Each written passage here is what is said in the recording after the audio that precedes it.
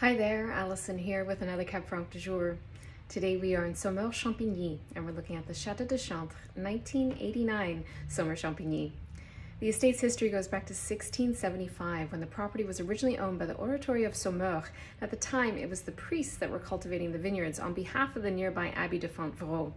The modern story of the estate begins in 1938 when it was purchased by the Tingy family. And the family was one of the original founders of the Saumur-Champigny appellation and also one of the early proponents of organic viticulture and the return to organic viticulture back in the early 1990s. So the estate is situated in the hamlet of Chaintres, and this is in the southern part of the Dampierre-sur-Loire commune. So we're just east of the village of Varennes, and we're about 1.5 kilometers or so directly south of the Loire River.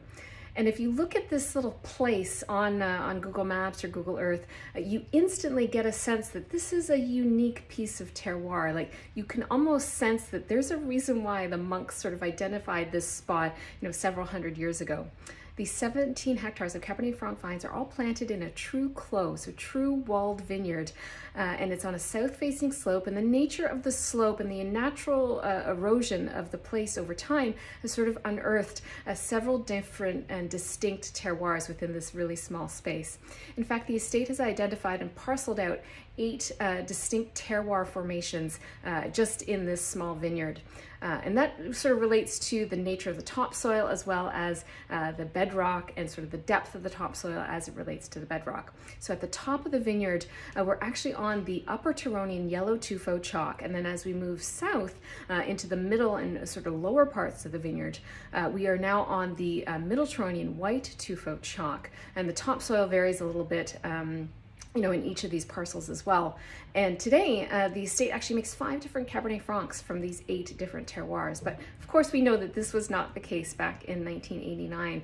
In 1989, all of these parcels would have been harvested at the exact same time, not really with any regard for, if one parcel was perhaps a little bit more underripe or overripe, or everything just would have been harvested all together and vinified all at the same time.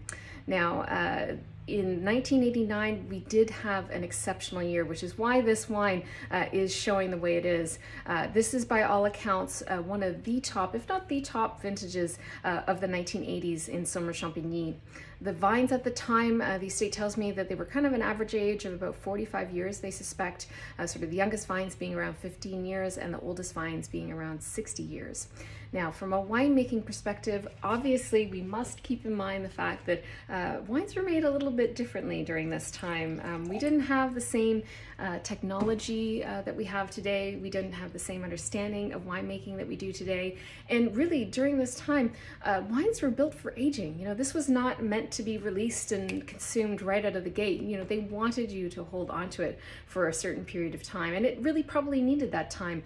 Likely a lot of press wine was used in this as opposed to just free run juice. So that would have added a certain degree of rusticity and weight and structure to the wine. And those tannins, certainly, they probably would have been a little bit intense in the early days, and it would have needed this extra time to kind of soften and resolve.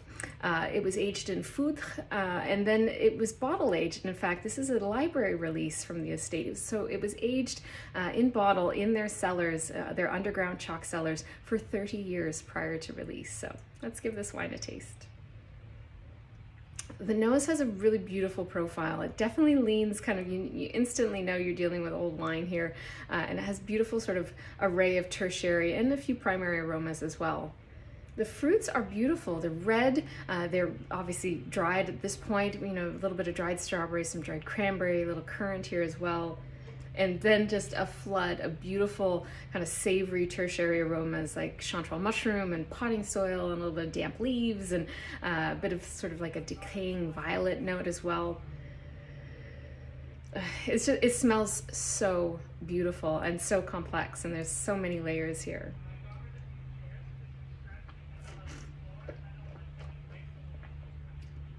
On the palate, this has such bright acidity. It's alive, and the way those fruits come through and those flavor profiles come through it's a beautiful marriage in terms of that acidity and the fruit profile.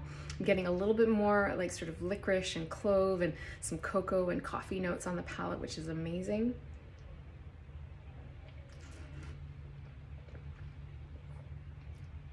The tannins are absolutely seamless here. They're fine. They have a wonderful sort of crushed velvet texture to them with a lovely kind of chalkiness on the finish. There's just a touch of like a crushed rock thing going on as well in terms of minerality. It's really, really special.